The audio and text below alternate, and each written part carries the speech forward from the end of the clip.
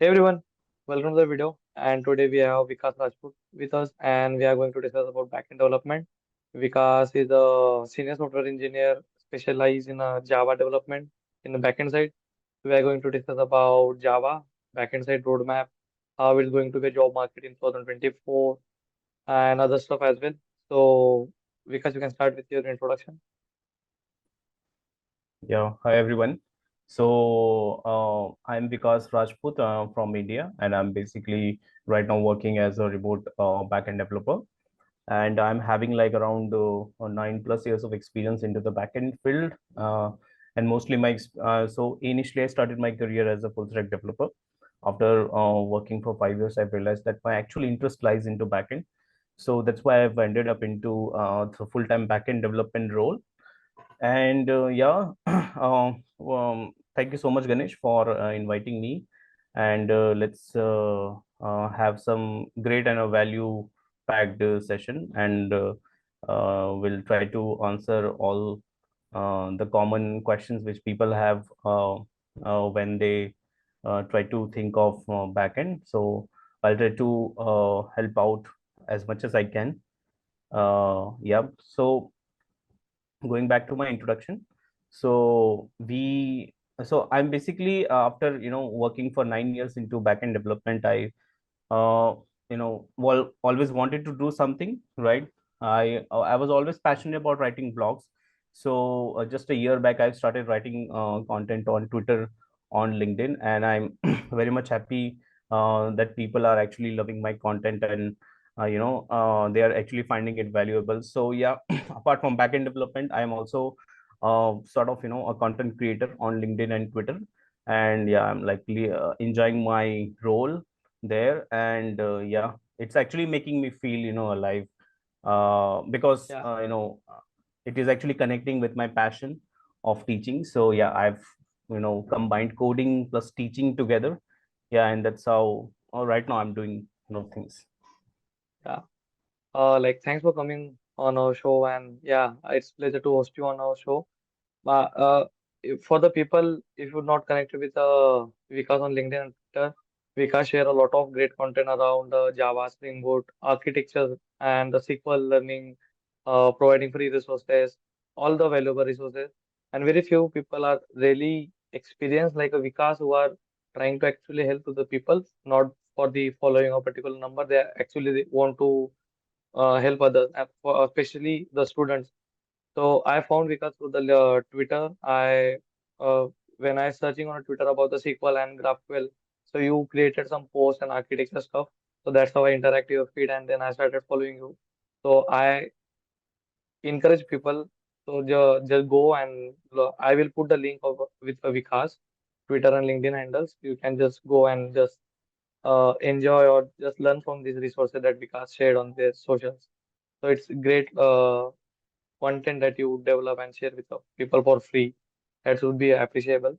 And yeah, the first thing that I want to know, please give a lot of people know about the backend development, but would be great if you just introduce what is a backend development and what are the roles and responsibilities you have to deal with as a backend developer.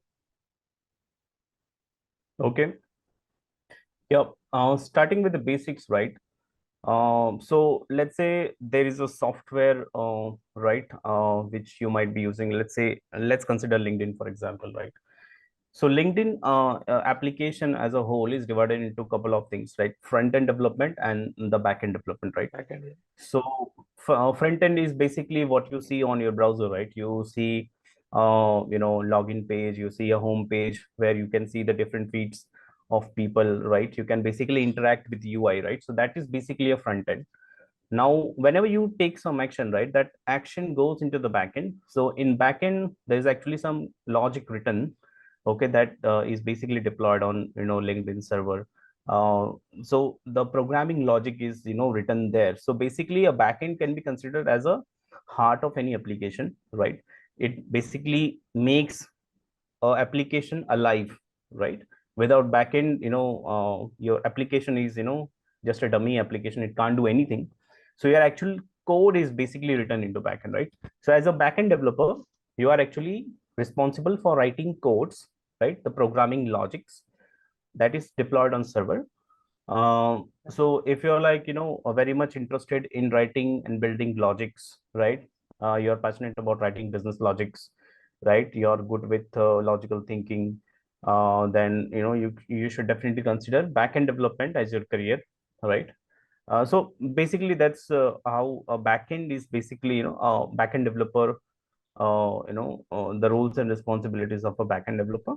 Mostly, we are like writing APIs. Okay, so your UI is basically interacting with the API, which is there on the server. It is deployed, so it interacts with and the UI basically interacts with the API. API gives response, and that's how the whole cycle works. So yeah, so as a backend developer, you will be mostly writing codes onto the server. You will be preparing the actual heart of the application, if I would say. Yeah. Okay. Yeah. Thanks for the explanation. And yeah, I have a lot of friends who are learning Java, and I recently uh like visit some Twitter feed and the LinkedIn feed. Some of the people saying learn about JavaScript because Java market is completely dead.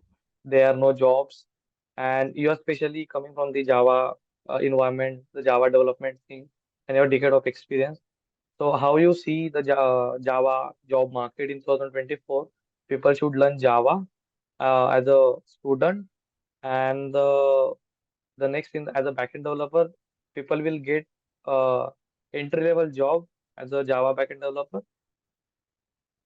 There are two questions that I mixed. Just first, explain us what will be the going to be a market as a Java marketer, as a Java developer, and do you suggest to learn Java backend development for the beginners to get job? Correct, correct. Yeah, so the thing is that people are every year they are like predicting the decline of Java, right? Every year, I'm like I started my career into 2014, and from 2014 onwards, every year I used to listen to this same thing that this year Java is going to end, this year Java is going to end. So that thing has still not changed, right? But every year Java has basically proved it to be one of the popular languages. So I look it at that way, that no one programming language is good for everything. Okay. Yeah, Programming languages are best for solving some kind of problem. Okay. And same goes with JavaScript. JavaScript is not 100% perfect for any type of development. Okay. Same goes with .NET. Same goes with React or Angular, Java, Python. So all these programming languages have proved themselves to be the best in a particular field. Okay. Same goes with Java. So Java has basically created its own identity in the space of enterprise applications, right? If you want to write a secure, scalable, resilient backend, right? So Java is a language where you can actually rely on, and there are a lot of industry enterprise applications which are still running on Java, and any sort of new developments happening into this space, they prefer Java, right? Also, to add, all these big companies, right? They are heavily right now relying on Java. Okay, their backend is still developed on Java. So as a junior or as a fresher, right? If you are like looking out to start your career into Java, you should actually not uh, you know um think about Java as some a programming language which has like dead or something, right? You should actually start your journey on a very positive note. Java is still in very much demand.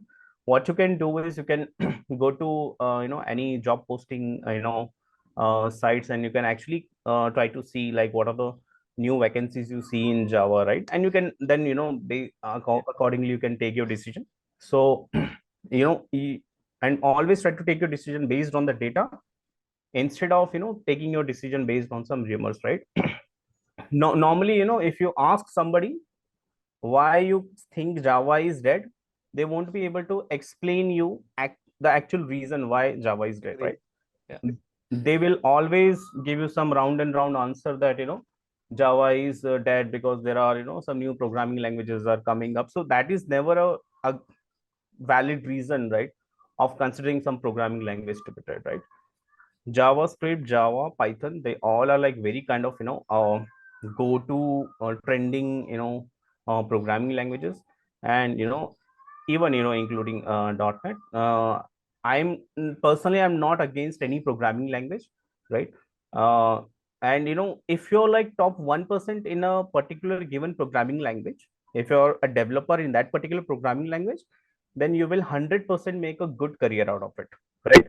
No matter if that particular language is dying or it is trending or not trending that particular year, right?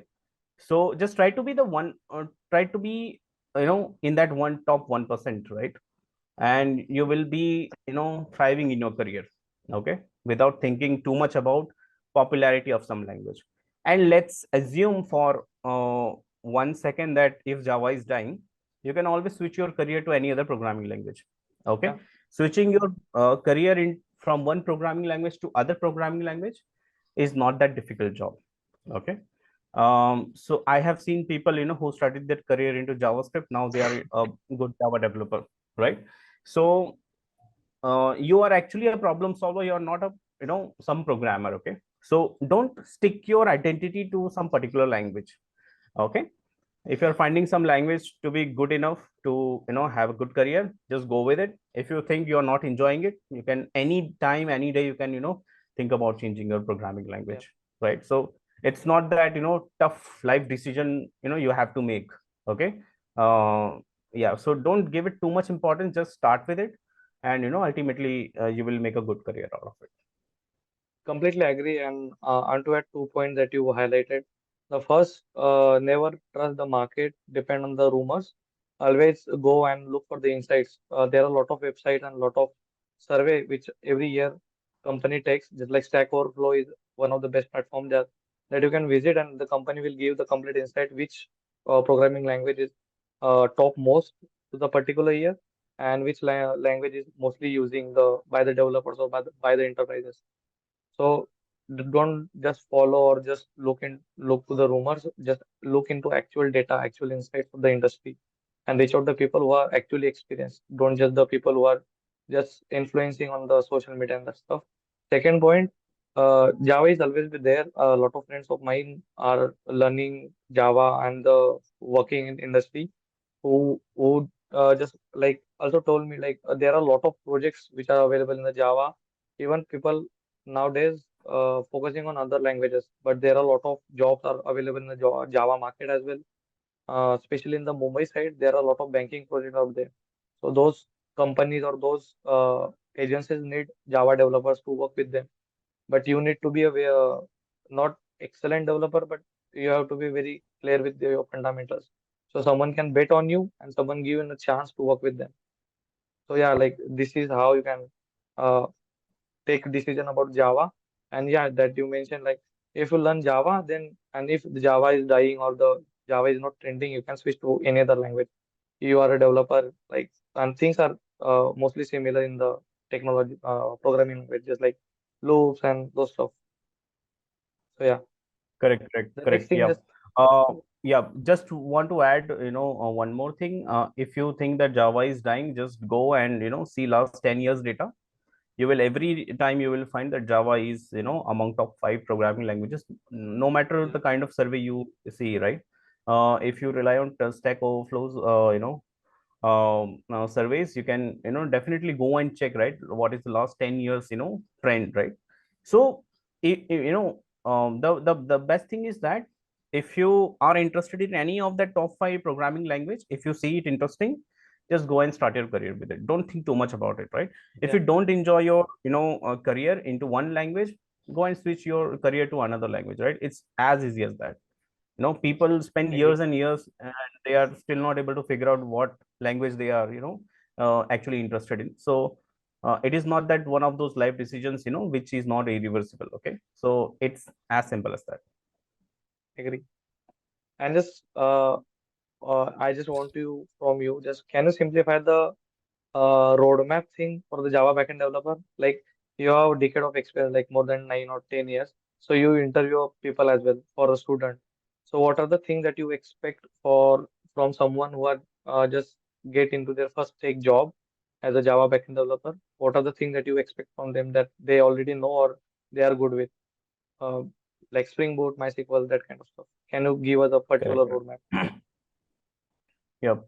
So, first of all, you need to learn core Java. Okay. Once you're like done with core Java, then you should spend some time on JSP servlet and learning SQL database. Okay. SQL, you can pick any kind of database. So, people also fight between SQL and NoSQL. I still give preference to SQL because SQL is, very popular and very Yeah, old, and SQL has more use cases to solve as compared to NoSQL. So if you only want to learn one out of both, I would suggest you to go with SQL. If you have time, you can actually explore both. But if you don't have much time, you can actually go with the SQL database. So once you're done with core Java, then SQL, then comes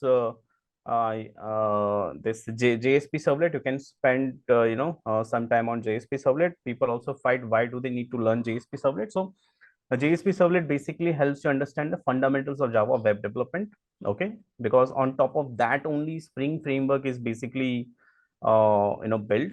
So if you have your concepts clear into JSP servlet, you will basically able to differentiate better what was the older technology being used and what Spring framework is providing, and you can actually clear out your fundamentals. Okay, if you know how to develop a web application using JSP servlet, you can actually practically differentiate what are the different thing you are doing in Spring framework, right? And you will be better able to explain somebody into in interview that this is the advantage of Spring, right? People give theoretical answer when they are being asked like what is the advantage of Spring framework yeah, in during the interview, because they have never faced challenges, right?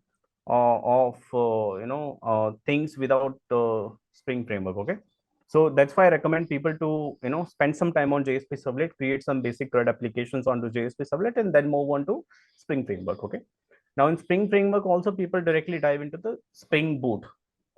We should not do that. We should actually spend some time onto the core Spring framework. Okay, and make some projects out of it, and then dive into the Spring Boot. Then you can pick some ORN framework. Okay, Hibernate JPA you can pick. Okay, and you can actually make some good projects out of it, and try to put those projects onto GitHub, and make some good kind of portfolio where you can actually showcase your knowledge, Java knowledge, to some in interviewer better.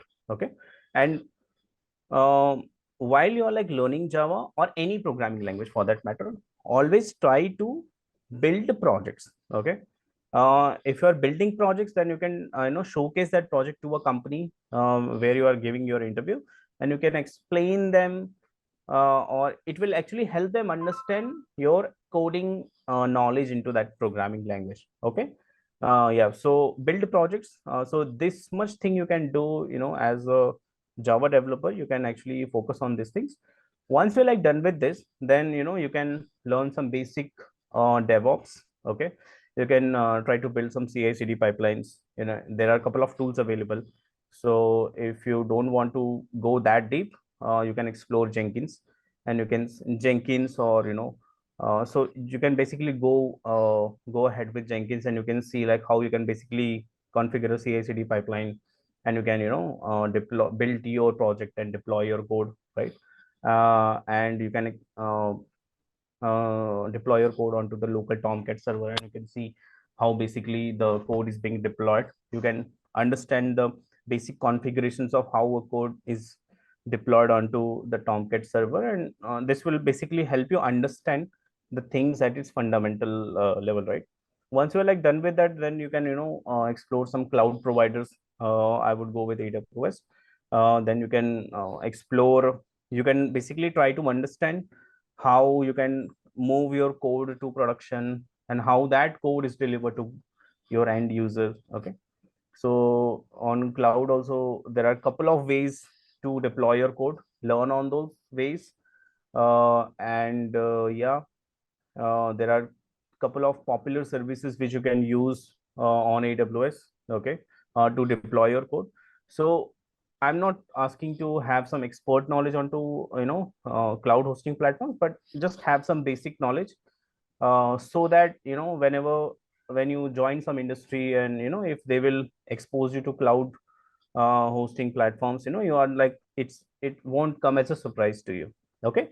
I will also try to share, I will actually going to share the link of a Twitter thread, right, which I have written onto the Java development roadmap, where I've listed down these things step by step. I've also added the free resources, YouTube resources, so you can put it on your Yeah, uh, yeah, post, and it will basically help anybody. They can go and see all those and explore all those roadmap, right? So the roadmap which I'm going to share is a roadmap which I personally used, right, to become Java developer. So I'm 100% sure that particular roadmap will be 100% effective, right? There can be here and there you can changes you can do in that roadmap based on your need, but yeah, now overall you will get a better idea of how to become a Java developer. I'll definitely, after this call, I'll share you the link. yeah, yeah. I will definitely put that link into description so people can get benefit and learn from these resources that you Sure. shared. Yeah. And yeah, that you mentioned that DevOps is something that you have to explore as a backend developer if you have much more time, just like Docker, CI/CD tools, or some cloud as well. And the next question that I have, yeah, definitely you have to explore some part of DevOps if you have time. But there are a lot of tools available in the DevOps market. For CI/CD, there are plenty of tools, GitHub Actions, Jenkins, Travis, and a lot of tools. And for cloud as well. I mostly work with AWS, and a lot of startups are used to AWS. But as a senior developer, which cloud technology that you suggest to the people that would be beneficial for them to learn, like popularity and demands in the market, would be AWS, would be a GCP, would be Azure or Ocean. Which one you suggest to start with? So if as a student, if you're learning, okay, you're a fresher, you are targeting for a Java backend developer role, then you can use those tools which are freely available to you. Okay. Okay. You should not invest some time or money and then learn some tool. If you have money and if you have time, you can definitely do that. But let's say you don't want to invest that much money, right? So you can basically go out and you can actually explore some free tools. Okay. Because so let's say if you want to learn CI/CD, go with Jenkins. You can freely install it on your local machine and you can play around with it. Okay. You can configure an entire CI/CD pipeline using it. Okay. um Git Git work Git, I'm not sure if it is freely available. Okay. But I'm sure about the Jenkins part. Okay. So the idea is to learn the basics of these things. Okay. The idea is not to deep dive into it, because as an fresher, nobody is expecting, no company is expecting from you some advanced knowledge. Okay. Because Yeah. every company has experts already, right? They will already give you ready-made CI/CD pipelines, ready-made DevOps setup. You just need to use it, right? So you should know how to use those things. Okay. So if you want to learn CI/CD, go with Jenkins. If you want to explore cloud hosting cloud providers, you can go with AWS, because you can create 1 year free account on Yeah. AWS, and you can Free tier explore account their that couple of they provide. free, yeah, you can explore their free tier services. You will get some a Linux based EC2 instance. You can use that. You can deploy your code onto it. You can play around with it. You can also implement some basic level of load balancer on it. You will be, so a whole lot of thing you can do as a fresher, and that would be enough for you. Okay. So yeah, so that would be my advice, right? Okay. Yeah. Like a lot of people also suggest do same thing that you suggest, AWS and Jenkins, because these tools are more community oriented and more resources are available. I think Jenkins is one of the old tool that used for CI/CD tools, and AWS Cloud is also one of the first service that they provide the cloud market, I think. So that's why there are like plenty of resources out there. There will be a blog videos, so you will definitely learn. You don't need to invest money, but yeah, you have to invest some time and that stuff. Yeah, and Right. again, come to the job. How you see the job market of 2024? for especially for the Java backend developers?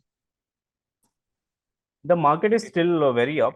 Okay. okay, So if as a fresher, if you're like planning to start your career into Java backend development for 2024, it is still you actually don't need to think about it. Okay. If you're like starting to plan, okay, you should go with the same strategy which I've mentioned in the beginning of this session. If you're like learning, if you're like loving it, okay, you should definitely go and think about it, seriously think about starting your career into Java development, right? And you should not think much about it. But yeah, there is also one more aspect to it. Let's say, because there are few people who actually before we actually talk about the Java development scope, right? I would actually take one step back. Okay. uh so the time when I'm actually thinking about which particular programming language I should choose. Okay. Because some people have some particular set of companies in their mind.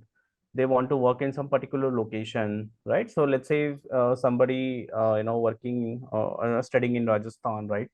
They want to start their career into Bangalore, okay, and they want to start with some particular product companies. So if you're like have those kinds of factors in mind, okay, then you should actually do some research, okay, that because some people are like quite selective about location and the kind of companies they want to work, okay.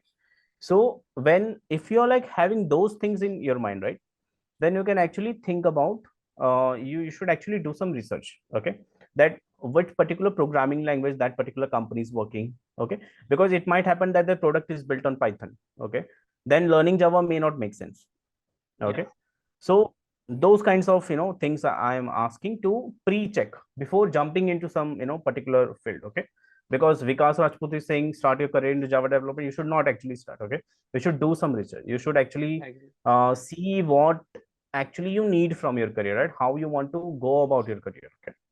So do some research, like what kinds of companies you want to work with, okay, what kind of product based companies you want to work with, right, in which particular domain they are working on. Research, right, what kind of technologies they are working on, okay. And then also see in what particular location you want to work, see which particular language is trending in that location, and then make an informed decision, okay. And now let's say if during your research if you find that okay, Java is actually fitting into my set of requirements, then don't think twice, okay. Just go and start your career in Java, okay. 2023 is not that much different, okay, from 2024.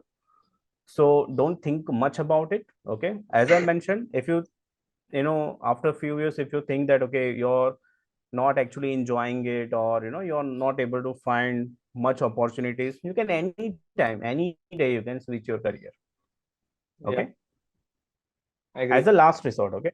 Yeah. Yeah, the Okay. So last option. yeah, yeah, so that's how you should take your career, okay. Think about yourself as a problem solver. You're not a programmer, okay. Like I don't consider myself as a Java programmer, I consider myself as a problem solver, software programmer, okay. So language is just a tool, okay. If some language I'm not enjoying it anymore, I can easily change it, change my language and I can work on it, okay. Ultimately you are a programmer, okay. Just think about that way, okay. Agree. Uh, I completely agree with you. And the next thing that I want to know, what your opinion on the open source contribution as a student? Like the people who are in the college, uh, they have to contribute to open source. It will be beneficial for them or not, or they have to focus more on the development or DSA side and try to prepare for the interview and look into it. Like, what is your opinion on that? Open source is definitely helpful. I have a very positive outlook on it. Even though if you are from a well-known college, right? If you're like, if you have early in your college life, if you have figured out that programming is something that you are very much passionate about, then you can actually go about and you can start your open source contributions as soon as possible. Okay, there are lots of programs running on, right, like GSOC, and there are like a lot of other programs also available, right, which can also offer you some paid internship. It's of course difficult to crack them, but you can actually try to prepare for it, right? And because ultimately your agenda is to learn code. Okay, so definitely, I mean, if you're a student, you have like plenty of time. You have like 2 years, 3 years down the line. You can basically prepare a particular roadmap. You can pick some programming language. You can work on your DSA fundamentals. You can, spend some time solving coding problems onto platforms like Lead Code, HackerRank, HackerEarth. Okay, there are lots of others as well. So so those basically those platforms will actually help you, sharp your coding knowledge. Okay, and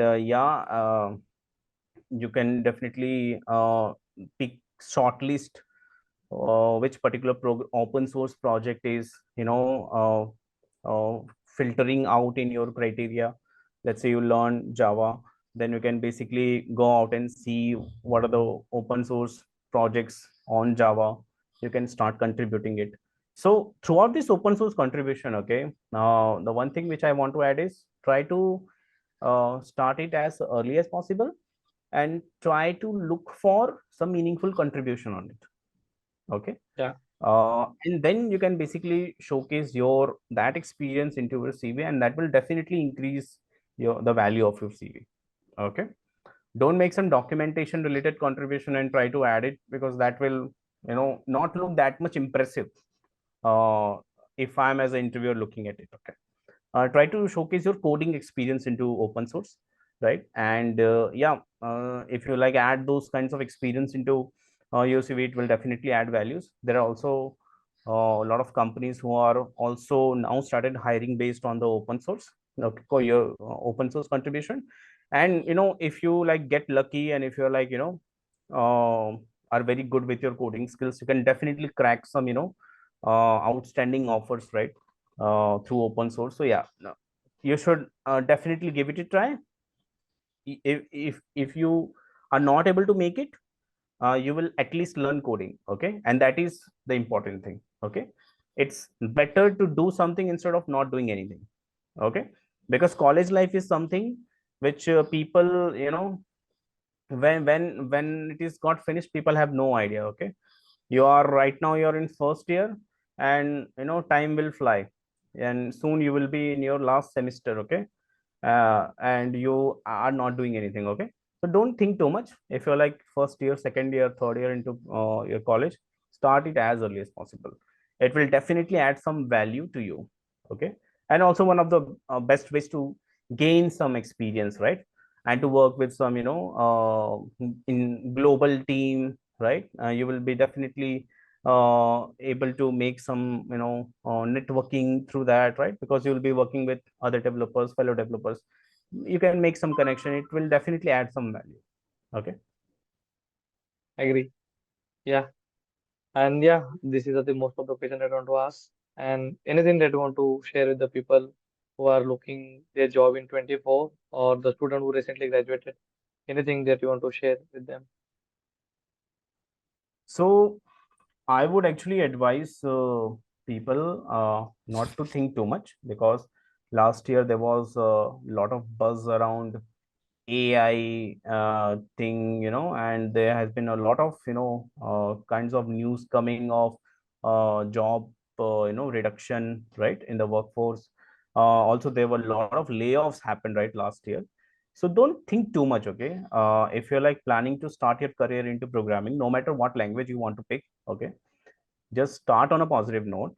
Okay, because these things will keep happening, right, in the tech industry. These things will keep happening, because tech industry is sort of very dynamic. Okay, a lot of things happening into it. You will get lost. Okay, don't get lost. Pick one thing, right, focus on it, become better at it, and then ultimately you will get some better opportunity.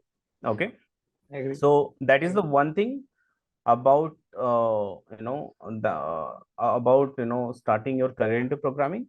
Other thing which I want to share is that when you actually start learning to code, you will be introduced to a lot of things. Okay, you will be overwhelmed with lot of other tools and technologies coming into this field, because technology, because tech is that kind of industry, right? Let's say today you learn some particular framework. Okay, tomorrow some new framework will come, and people will again start shouting that, okay, the older framework which you are working on is going to die, or it is going out of trend, so now you should learn some new thing. Okay, so those things are definitely going to happen with you, so you need to keep your mind stable, finish what you're learning right now. Okay, cut the noise. Okay, at the same time also keep yourself aware, like what is new thing that is coming. Okay, Yeah. just have some don't like totally ignore that thing as well, just keep a good balance. Okay, and pick finish what you have picked already. Okay, because ultimately you want to learn the fundamentals of coding, you want to strengthen on your base. Okay, you want to crack interviews, you want to get some job, you want to grow in your career, right? So focus on one thing at a time. Yeah, so that is a thing I would like to give an advice, and just start this year with a positive note. Okay, yeah, uh, if you want to become a programmer, just go about it, don't think too much. Yeah. Yeah. That's a great thing that you shared. And thanks a lot for coming and sharing that insights that you have about the job market backend development. People will definitely get benefits from it, and definitely people will learn. Student will definitely get something out of it. And yeah, it's a new year. Don't think too much. Start with something and become better to it. Yeah, that's the last thing to add. Thanks, Vikas, for coming and sharing all the knowledge. Yeah, thank you so much, Ganesh, for inviting me. I really Yeah, enjoyed my time talking with you, and yeah, I wish you all the best for what you're doing. Yeah, keep doing it, man. yeah. Cheers. Thanks, Vikas. Yeah.